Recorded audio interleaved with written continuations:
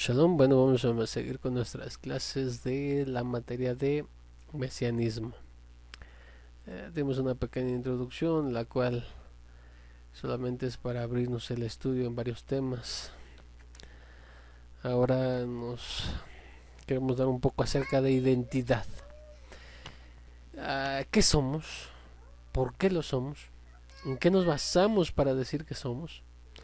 Ustedes han escuchado muchas veces las diferencias que algunos hacen entre que no son Yehudim y dicen ser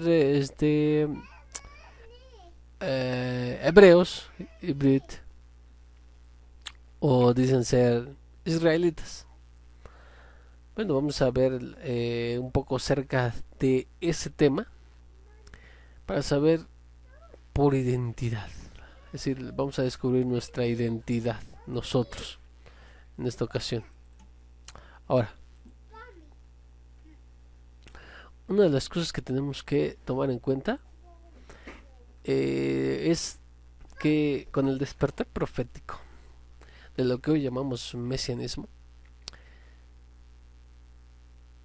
muchos de los nuevos talmidim, muchos de los que regresan de donde estaban, de donde Hashem los ha sacado, pues obviamente se encuentran con la escasez de información y en muchas de las ocasiones también con las diferentes corrientes. Algunos, como ya he expuesto, también se hacen llamar no nazarenos, no nostrim, no yudim, no hebreos, sino netzaritas. Hay muchas de las eh, corrientes que podemos decir nosotros, en la cual tienen una concepción. Ahora nosotros, ¿qué creemos? Vamos a definirlo. Y también quitar un poco de las citas con errada interpretación, las ideologías que hemos heredado.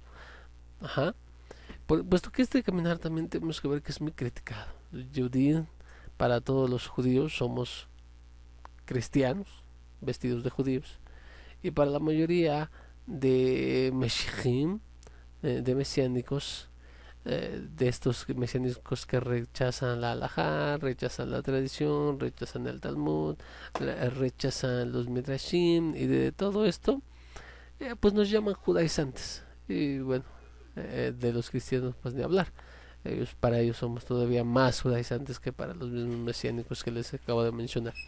Primero vamos a ver la singularidad de Israel. Singularidad de Israel, un pueblo especial. Estamos en Shemuel Bet, segunda de Samuel, capítulo 7, en su pasuk, los pasukim 23 y 24, en la cual voy a dar lectura. Que dice: ¿qué otra nación en la tierra puede ser comparada con tu pueblo Israel? Es una pregunta. Dice, ¿qué nación podría ser comparada con Israel? La siguiente dice que otra nación, Elohim, se dispuso a redimir y hacer en un pueblo para él. ¿Qué otra nación? A ninguna otra nación. No podemos ver a ninguna otra nación que él haya redimido para adquirirla a sí mismo, para sí. Dice,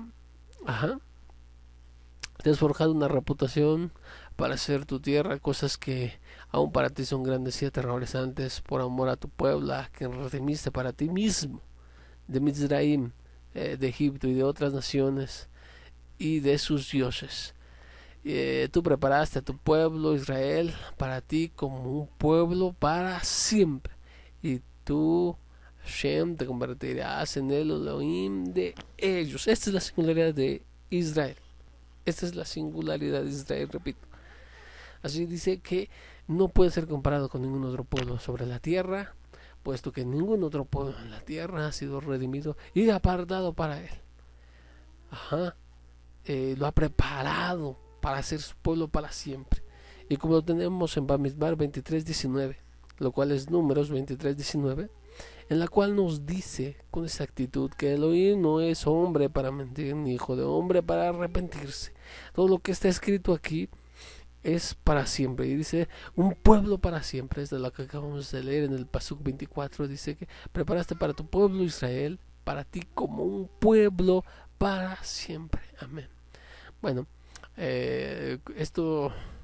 para todo esto, rechazamos la doctrina del reemplazo.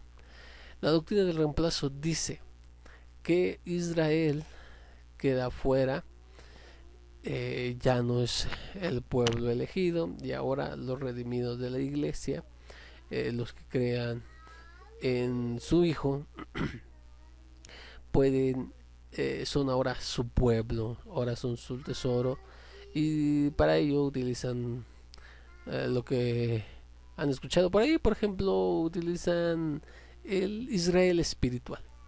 Dicen, bueno, nosotros somos Israel espiritual o el Israel de Elohim, basándose en una cita de Gálatas, donde pretenden separar en tres lo que sería para los judíos, para los griegos y para la congregación de Elohim. O sea, ahí, ciertamente ahí, con esa cita pretenden respaldar una cierta división que no existe. Bueno, vamos a llegar a ese punto. Solamente estoy diciendo que rechazamos la doctrina del reemplazo. Bajo la cita anterior también lo tenemos en la Torah. ¿Dónde lo vemos en la Torah? En Devarim. Está en Devarim, Perek 7, Pasukim del 6 al 8. Donde dice lo siguiente, vamos a ver. Vamos a ver, dice, porque ustedes son un pueblo apartado como Kadosh para Hashem Elohim. Y Hashem Elohim los ha escogido a ustedes de entre todos los pueblos de la faz de la tierra para ser su propio tesoro preciado. Escuchen bien, solamente a este pueblo lo ha apartado como Kadosh. Solamente este pueblo los ha apartado de todos los pueblos de la tierra para ser un tesoro preciado. Pasuk 7 dice, Hashem no puso su corazón en ustedes o los escogió porque ustedes no eran más que ningún otro pueblo. Al contrario, ustedes eran los menos de todos los pueblos. Más bien fue porque Hashem nos amó y porque Él quiso guardar la promesa que hizo a sus padres, que Yahweh los sacó con mano fuerte y los redimió de una vida de esclavitud bajo la mano de Mizraim. Ajá. Kiam Kadosh Ata la Hashem. Ajá, desde tú, pues, como pueblo santo, tú eres para Hashem Eloheja, tú Elohim. ¿Mm? Y aquí nos dice que fue por para guardar la promesa, la Shebua, Eda Shabua, Shebua, Shebua. Bueno, tenemos que eso fue por el juramento que le hizo a los ancestros. Nos seguimos con la peculiaridad. Por eso, esto nos está diciendo, mis hermanos, cada uno de nosotros debemos entender que la particularidad, la singularidad de Israel, no podemos dejar fuera a Israel si estamos hablando del Elohim que nos viene en el Tanaj, del cual se nos describe aquí. Ajá. Por eso dice Romim 11, 1 y 2, lo que es Romanos capítulo 11, versículo 1, versículo 2, en el cual nos dice de la siguiente manera. Esto lo decían los Talmidim Rishonim, los primeros discípulos del Mashiach en el movimiento Nozdri naciente, nazareno, Mishji. ¿Acaso rechazó Elohim a su pueblo? Esa es una pregunta. Dice, ¿acaso rechazó Elohim a su pueblo? De ninguna manera, porque yo mismo soy israelita de la descendencia de Abraham, de la tribu de Benjamín. Elohim no rechazó a su pueblo, al cual conoció de antemano. ¿No saben ustedes lo que dicen las escrituras acaso de Elías cuando consultó a Elohim contra Israel? Dice, bueno, ahí está citando para respaldar lo que está enseñando, está citando una parte del Tanaj.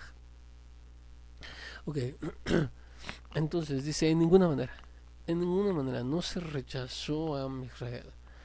Ajá, no se rechazó a Israel. Él sigue siendo pueblo de Elohim, él sigue siendo su heredad, y no hay otro pueblo que sea como él. Es un descrito como su tesoro preciado, descrito como la niña de sus ojos, y dicho que en esta tierra bendita, en ese pueblo, dice, está sus ojos desde el principio del año hasta el final del mismo. Y en muchas otras citas podemos ver la importancia de Amisrael. Continuamos.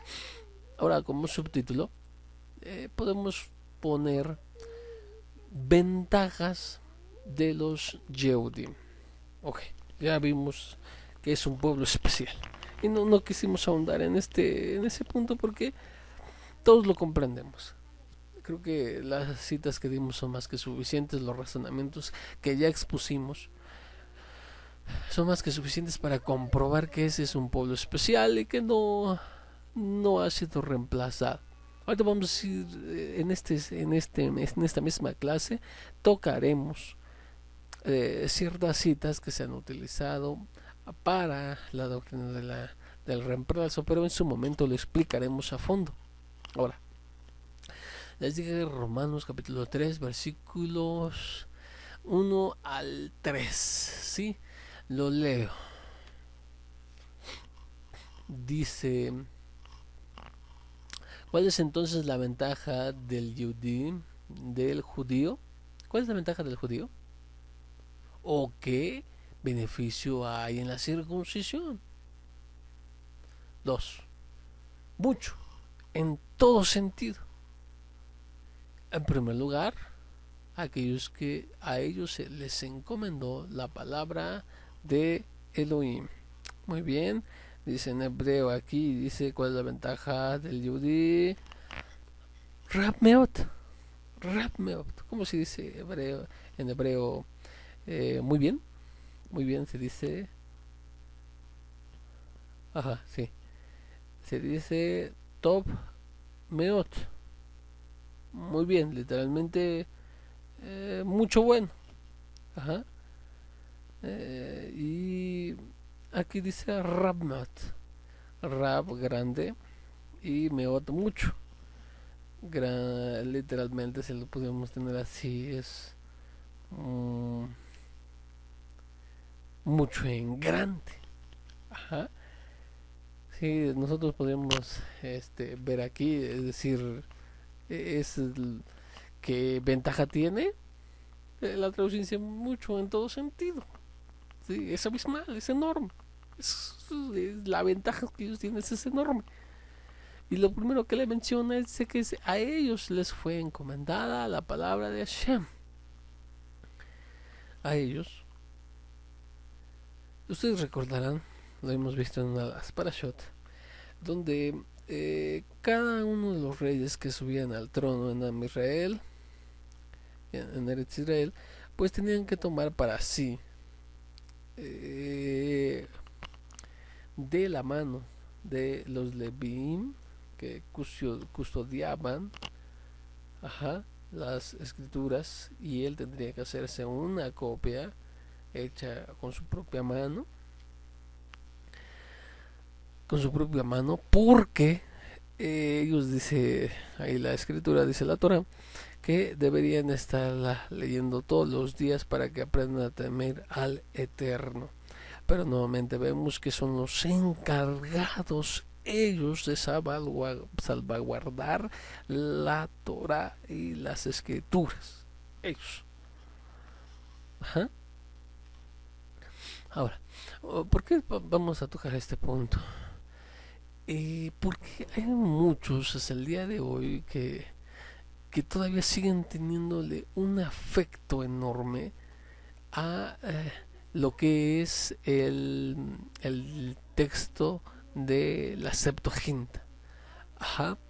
Lo que primero que quiero hacer destacar es que nosotros confiamos en el texto más forético que es el texto tradicional, ajá, que hicieron estos hombres que realmente pusieron que por desde la Masorá, la tradición es un cerco para la Torah, ¿sí? Ellos mismos en el siglo II, si no mal recuerdo, este, ajá, hasta es el texto más utilizado hasta el día de hoy por los Yehudim, pero presentaba un pequeño problema. Por ejemplo, el manuscrito con el que se contaba de mayor antigüedad era del año 900 después de la era común. Aproximadamente los descubrimientos que se dan posteriormente en el Mar Muerto, en las cuevas de Qumran, arrojaron pues en 1947 más luz acerca de esto. En esto se hallaron muchos libros, muchos rollos. Uno de los más famosos es el Sefer de Isaías, ¿no? El de Isaías, que es 99% igual al texto masorético. 99% igual. Ajá. Ah, se nos enseña que en el siglo II fue cuando se empieza a hacer un examen de todos los manuscritos disponibles junto a las tradiciones rabínicas. Ajá, y se eligió un texto hebreo, ajá, para que quedara fijado. Y estos masoretas introdujeron los signos, el que les llaman prosódicos. Aquí le pusieron todas las nikudot, o las vocales de not, ajá, y estos signos, para que pudieran leerse por necesidades propias del pueblo. Muchos se temía que se dejara, como en tiempos pasados se dejaba la lengua por causa de las persecuciones y de los exilios, se dejaba la lengua y muchos ya no sabían leer el hebreo, y entonces fue esto para poder preservar el texto y su lectura. Ajá. Entonces, como este rollo que les mencionaba de Isaías es 100 años antes de la era común, aproximadamente 1000 años más antiguo que el más antiguo que se poseía hasta ese momento.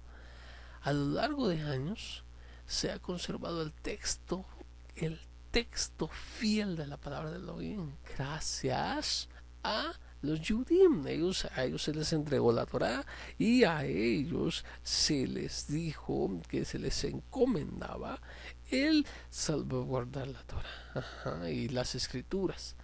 Por eso rechazan las versiones como la Septuaginta, esta versión llamada de los 70, que está realmente plagada de errores, y que algunas copias tienen adiciones al texto.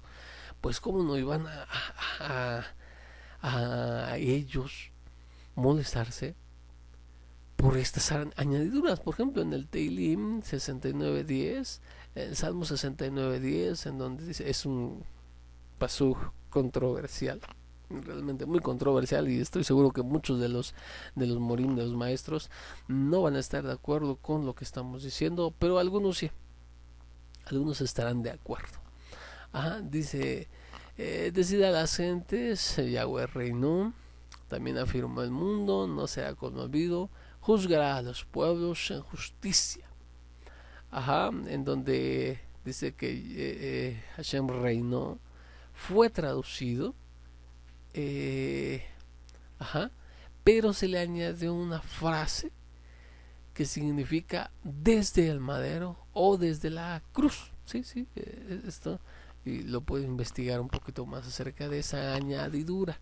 La mayoría de eruditos está en total acuerdo que es una añadidura al texto original. Si recordamos lo que fue traducido, la Septuaginta, no fue todos los escritos, fue la Torah la que fue traducida. Ajá, eso es el Targum Shibim. es el Targum de los 70, y solamente fue la Torah. Lo demás es posterior y de origen cristiano. Y seguramente alguien, obviamente un cristiano, por tratar de demostrar que el Rabbi Yeshua ben Yosef era el Mashiach de Israel, pues añadió esta parte desde el madero o desde la cruz en esta cita, y obviamente todos los Yudim protestaron por esta, pero hubo en ese tiempo muchos de los primeros cristianos, los cuales acusaron al pueblo de Israel, acusaron de borrar esa frase, de modificar el texto, cuando ese aparece en unas copias de la Septuaginta. No todas, aparecen unas copias con añadiduras, como lo hemos dictado, bueno, ya lo hemos hecho a ustedes saber. Bueno, ajá. Vamos a Romanos 9:4, Romanos 9:4. También vamos a leer el verso 5 en hebreo. Asherem bene Israel belaem mishpat abanim beakabod beaberitot matan Torah abodat kodesh bedibre aloptajot. Sí, sería el pueblo de Israel. De ellos es la adopción como hijos de Hashem. Bueno, esta versión nos dice la Shejinah, aunque en hebreo es Kabot, gloria o esplendor. Ha estado con ellos. Los pactos son de ellos. De la misma forma, la Torah fue dada a ellos. El servicio del templo y las promesas. Los patriarcas son de ellos. Y de ellos, en cuanto a la serafísica se refiere, vino el Mashiach, quien es sobre todo, alabado sea Hashem por siempre. Amén. Noten las 8 cosas. Las 8 cosas que estamos hablando aquí nos dicen que son las ventajas. Estamos en las ventajas, recuerden, ventajas de los Yehudim. La primera ventaja es la adopción. La segunda de ellos es la kabod, el esplendor, la gloria. 3. Beritot, los pactos. 4. La Torah. La Torah. 5. Abodat Mikdash. Esto es el servicio del santuario. 6. Las promesas. 7. Los patriarcas. 8. El Mashiach. Quisiéramos tocar todos estos puntos, pero no nos va a dar tiempo. Estamos algo cortos de tiempo para esta clase. Entonces vamos a tener que solamente dar un poco. Y voy a escoger nada más 3. Voy a escoger el punto 3, Beritot, o los pactos. El punto 5, la Abodat Mikdash, el servicio del templo. Y el 8, si Hashem nos permite en este tiempo que nos queda. Muy bien.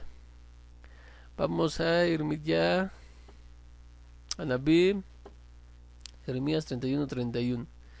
Esto solamente para demostrar que aún el Brit Hadashah, es con Yehudim y para Yehudim. No es para alguien más. Dice, ¿me siguen? ¿Ya lo tienen? Ajá, ya lo tienen aquí. Bueno, voy a leerlo, ustedes me siguen con la vista, por favor. Dice, aquí están los días que vienen. Dice Hashem, cuando haré un pacto nuevo, en hebreo un Brit Hadashah, con la casa de Israel y con la casa de Judá. Con la casa de Israel y con la casa de Judá.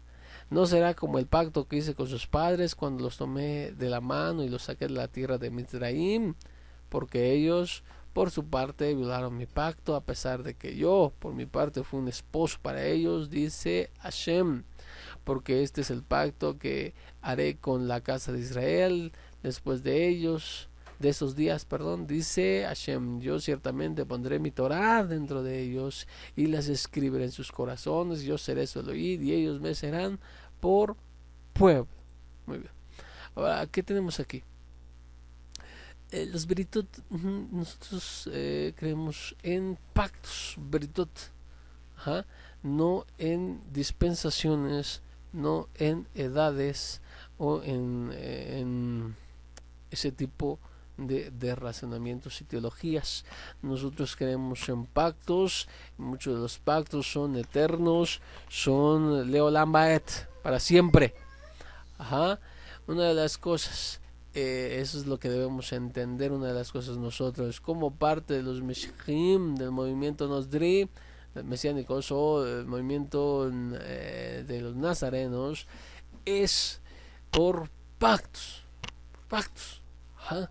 Otro tiempo tendremos que volver aquí para dar un poquito más acerca de eso. El punto que sigue que vamos a tomar es el punto 5 de las ventajas. 5. Abodad Mikdash. Esto es el servicio del santuario. Ajá. La aboda, el servicio, lo que se hacía en el Betamikdash. Esto es el servicio del templo que estaba en Jerusalén. Y vamos a poder aquí, también es algo que podríamos decir es para muchos es controversial. Sí, esa es la palabra tal vez, controversial. Y hay también diferentes posturas en los diferentes morim, maestros, los roim, de las comunidades nazarenas. Hay dos puntos. El primer punto es el que sostiene una idea similar al cristianismo, que dice que después de el sacrificio de Mashiach o de lo que pasó en el madero con el Mashiach, los sacrificios animales, los sacrificios rituales, todo esto desapareció o ya se cumplió, ya no se tiene por qué hacer más. Es más o menos el pensamiento. Y esto, pues, trata todas las citas del Tanaj y por supuesto, de la Torah cuando leen la Parashá, cada vez que encuentran respecto, por ejemplo, a la Pará Dumá, que es la vaca roja, y el Atamid, el sacrificio continuo y todo lo que es respectivo al servicio del templo, al servicio ritual, a los sacrificios animales, todo lo ponen en un nivel espiritual, diciendo que esto nos envía al Mashiach y de ahí que ya no se tiene que hacer, sería inaceptable hacer sacrificios animales. Por otro lado, la otra mentalidad o el otro camino, el otro razonamiento también dentro de los Meshachim es el siguiente, que a pesar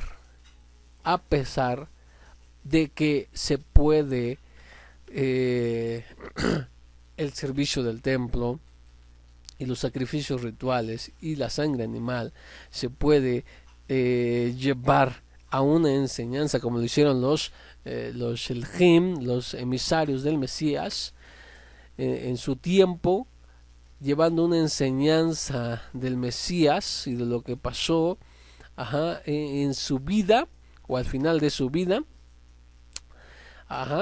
Es necesario el seguir haciendo sacrificios animales tal cual lo rige la Torah, porque la Torah nos manda a llevar a cabo el servicio del templo y todo lo que conlleva aquello.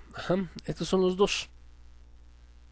No creo que sea necesario el ir a examinar un poco la primera de las posturas, puesto que la mayoría de nosotros ya la ha recibido de alguna o de otra manera, o en el tiempo anterior también se nos presentó este tipo de postura hacia nosotros. Muy bien. Entonces vamos a tocar la segunda postura. Vamos a ver algunos argumentos, ver algunas citas, las cuales nuestros hermanos pues utilizan. Ahora, quiero mencionarles que ciertamente yo por mi parte, meramente personal, estoy de acuerdo con la segunda de las posturas que acabo de mencionar. Ajá. Ahora, vamos ahora sí a la cita. Masej Lichim, Hechos de los Apóstoles, de los Emisarios, 18:18. Tenemos que dice así. Dice: Shaul permaneció ahí por un tiempo, entonces se despidió de sus hermanos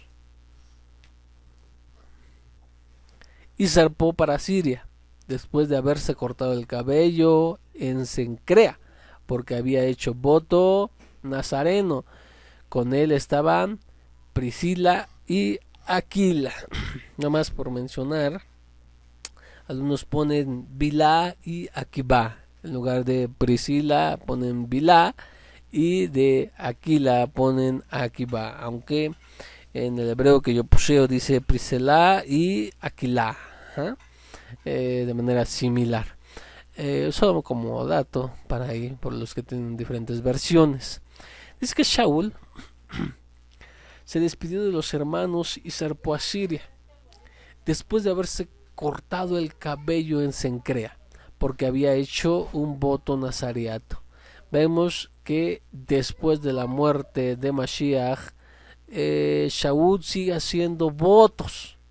Si ustedes recuerdan bien, ya hemos visto los votos. Hay aquí también una pequeña discusión si es un voto de Nazir, de Nazareo, o es un otro voto. Ajá. Pero bueno, sea cual fuera el hecho, el voto en Neder o un voto Nazir, cualquiera de los dos, están estipulados en la Torah. Cualquiera de los dos están estipulados en la Torah. Pero probablemente aquí, como habla de cortarse el cabello, ¿por qué se habría de cortar el cabello si es un voto de Neder? No, más bien se piensa por esa parte de que se hace, que aquí menciona el que se haya cortado el cabello, es obviamente un voto nazir. Ustedes recordarán que el nazir que habla la Torah se tenía que abstener de vino y de todo lo que procediera de la vid por un cierto tiempo. Y al final de también se dejaba crecer el cabello, y al final de este voto él se tenía que cortar el cabello y se quemaba junto a pues las ofrendas que presentaba, los corbanos. Ahora, estamos aquí, vamos a ver. Decimos que es un voto de Nazir, como la Torah nos los dice, requiere un sacrificio animal. Ahora, tenemos que notar aquí varias situaciones. Una de las cosas que nos dicen es que porque se cortó el cabello se crea.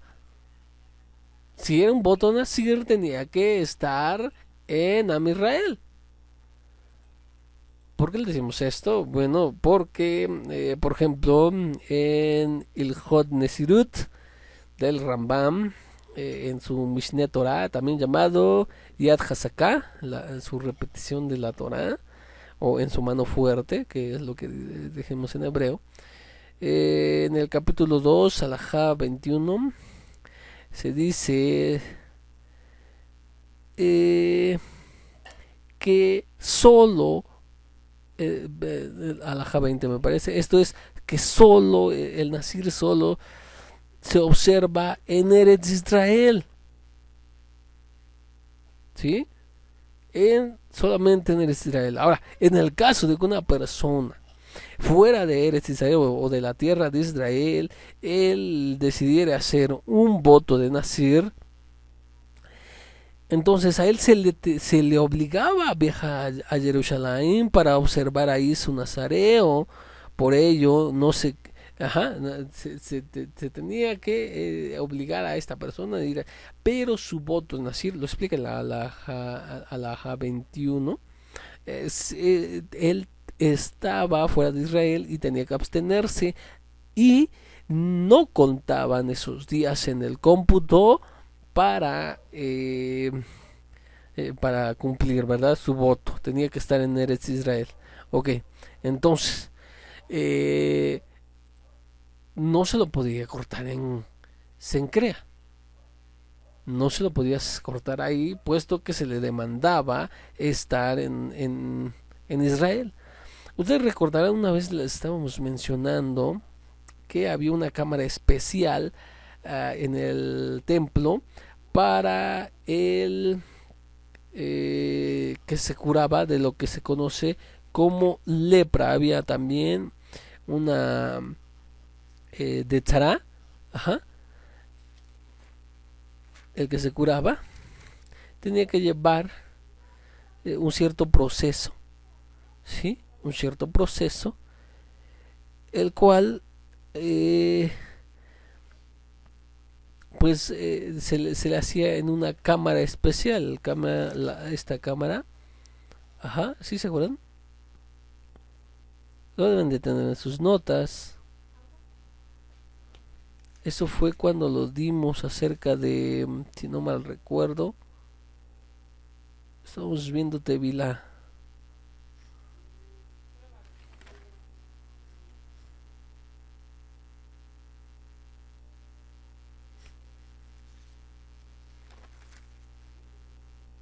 ¿No? ¿No?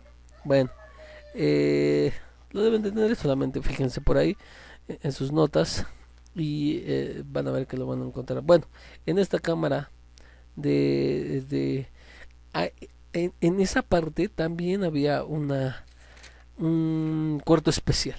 Ajá, sí, un cuarto especial. Sí, en este cuarto especial es donde se lleva a cabo el corte del cabello de la persona que había hecho un voto de Nazareo o un voto de Nasir. ¿Sí? Ahí llevaba todo ese proceso y por tanto no podría ser que se cortara el cabello en otro lugar o aquí en este se crea. Ahora, algunos han pensado que él se lo cortó ahí y lo guardaba para llevarlo a Jerusalén, pero decimos no puede ser porque tiene que estar dentro de Eretz Israel, dentro de la tierra de Israel para poder empezar el cómputo y el más pequeño que había, es decir, si alguien como lo explica también el Ramban en su Ilhot Nesirut o en sus leyes acerca del Nazareo, donde dice que el que no especifica y el menor tiempo posible es de 31, 30 días, perdón, son 30 días al mínimo. Entonces, lo más probable es que Shaul se haya dado cuenta, ajá, que su voto no era correcto o que había sido invalidado por alguna de las reglas. Ustedes recuerdan que dice sí también eh, el Nasir, como lo dice, como lo tenemos ahí en Bamidbar 6. Ajá. Ahora, ¿qué podemos decir también? La Alhaja 22 es donde este Rabbi Moshe Ben Maimon, el Rambam, dice que todo el tiempo que permanezca fuera de Eretz Israel o de la tierra de Israel tendrá prohibido beber vino, impurificarse por causa de muertos y afeitarse. Y deberá cumplir todos los otros requisitos del Nazareo, pese a que esos días no se le computarán, no se le contarán.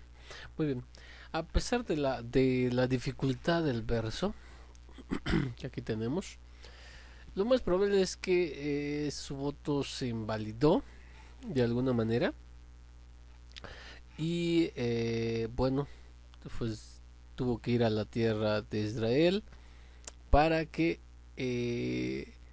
pues empezara nuevamente con su voto. Por eso es que después que se le pide quedarse, él no acepta, porque no acepta, puesto que tenía que ir a Jerusalén para terminar terminar pues correctamente el voto Nasir. Ahora, no es la única vez que tenemos a Shaul. Ajá.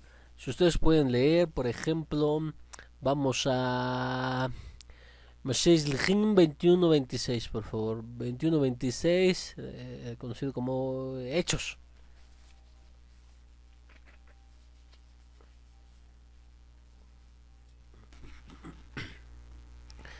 ¿Ya lo tienen? Tenemos que dice: entonces Shaul llevó consigo a aquellos hombres al día siguiente, después de purificarse con ellos, entró al templo para dar aviso del día en que se cumpliría la purificación, cuando se ofrecía el sacrificio por cada uno de ellos. Vean, si Shaul o cualquiera de los talmidim estuviesen en desacuerdo en los korbanot, en los sacrificios animales, pues él no hubiera hecho esto. Ni el anterior que demanda, como ya lo hemos visto, sacrificio animal. En el voto Nasir, en el día octavo, dice que se llevaba eh, dos palomas o dos pichones al Cohen a la entrada del testimonio. Ajá, se preparaba como Corban Hatal, la ofrenda de pecado. Y la otra, bueno, ahí tenemos, no nos vamos a meter ahí, está en la parasha, ya lo hemos estudiado, o lo vamos a estudiar. Besdra Hashem, si Hashem nos los permite. Ahora, ajá, ahí lo tenemos nuevamente purificándose, llevando lo que es la Bota Mikdash, ajá, lo que sería el Kam, ajá, el servicio del templo. Ahora, también tenemos otras partes. Recordemos que los Talmidim, cuando desciende el Ruach HaKodesh, estaban unidos en Jerusalén en una festividad. ¿Cuál fue esa festividad? Shabbat.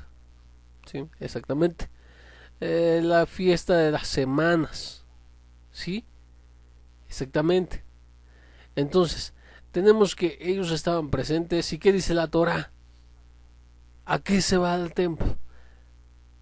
¿A ese recinto? ¿A qué se va? Según, vamos, anótalo por ahí, por favor. Devarim 16:16. ¿Qué dice? ¿Qué dice Devarim 16:16? O Deuteronomio 16:16. Dice: 3 veces al año todos los hombres comparecerán ante la presencia de Hashem Elohim en el lugar que él escoja.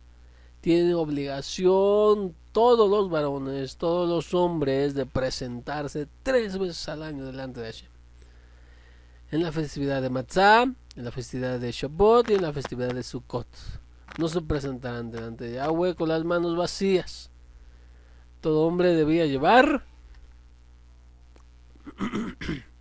sí, exactamente. Debería llevar para ofrendar. Debería llevar. Y la Torah es bien específica cuando dice qué es lo que se debe llevar en cada festividad y qué es lo que se debe hacer todos los días: el Korban Atamit, el sacrificio continuo, también el sacrificio adicional, etcétera. Bueno, todo tenemos una amplia un amplio campo de estudio, donde podemos ver que la Torah está pidiendo en cuanto al servicio del Beit HaMikdash. Y entonces, ¿para qué estaban ahí? Ciertamente para cumplir con lo estipulado en la Torah, no solo de festejar Shabbat o estar ese día en Jerusalén, sino todo lo que conlleva, y esto es sacrificios animales. Y lo tenemos nuevamente, dice por el mismo testimonio de Shaul, que él tenía que festejar, dice, yo quiero estar en Jerusalén si me es posible para festejar la siguiente festividad o la festividad de Shavuot. Entonces ellos acudían cuando todavía estaba el templo, acudían al Bet HaMikdash para ofrecerlo y observar lo que es la Abodá, ¿sí? El servicio que se llevaba a cabo por los Kohanim, por los sacerdotes. Eh, Vamos, por ejemplo, también a 24:17 de Mashiach Lhim. Nuevamente, los hechos de los emisarios, 24:17, que nos dice: pero pasados algunos años vine para hacer una buena obra a mi nación y presentar sacrificios. Está diciendo Shaul, ya lo hemos visto en varias partes y con esta una más, está diciendo que él se presentaba a Jerusalén, al Bet HaMikdash, para hacer presentar sacrificios, ¿sí? Ajá, dice korbanot, ¿sí? Esto es ofrendas animales. Ahora, los sabios dicen que en el tratado de Berajot,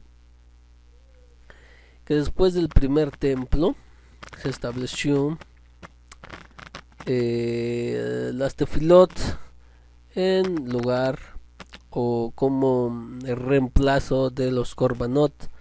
Ajá, esto lo hemos estudiado, ¿ustedes recuerdan? Y si no, por favor, tienen que nuevamente revisar los shurim que también se están grabando acerca de la tefilá y el sidur, la tefilá con el sidur. Ahí lo tenemos. Hablamos creo que el tema se tituló los korbanot hoy en día, o los sacrificios hoy día.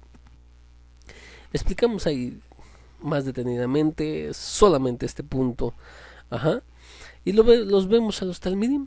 Vemos a los talmidim en lo que es Mashiach Lehim 3:1, donde dice que Yohanan y Kefá subían para la hora de la minja, de la tefila minja, así de la plegaria de la tarde, ¿sí? Esta que era en sustitución por el Olatamit, pero de la tarde, el sacrificio continuo, ¿sí? Ajá. Entonces, ellos, los talmidín, iban y observaban toda la boda para impregnarse de la kedushá y de la alegría, como cualquier hombre que decidiera en su corazón ir al templo sagrado, y al momento de entrar y observar toda la boda se impregnaba de la kedushá y de la alegría, de la santidad y de la alegría que conlleva estar en el recinto sagrado. Una de las cosas que también debemos de hacer notar, por ejemplo, esto es como información para todos ustedes también, en el Mizbeach, o sea, es el altar, que estaba en la Sarat Kohanim, en la sección de los sacerdotes, estaba en medio lo que se llama la Atapuaj, en el centro, esto es significa la manzana, ajá, que se hacía de las brasas que se extinguían, se iban poniendo en el centro y era enorme. El Talmud describe que alcanzó unos tamaños increíbles que, bueno,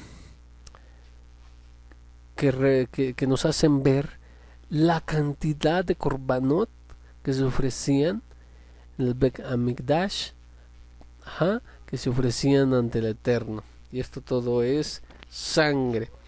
Entonces, estamos viendo que mucho de lo que es la Avodah Mikdash, lo que vimos en las ventajas como punto 5, se lleva a cabo por los Talmidim, y como tenemos la mayoría de la correspondencia de Shaul a Shaliach, el emisario Shaul, pues ahí lo vemos a él más en ese aspecto, pero estamos seguros con estas citas y podemos asegurar que ciertamente ahí todos ellos llevaban sus korbanot y cumplían tal cual la Torah lo demandaba, pero esto es después de Mashiach. Por tanto, aunque ellos lo espiritualizaban y enseñaban que Mashiach, de alguna manera se puede comprender que Mashiach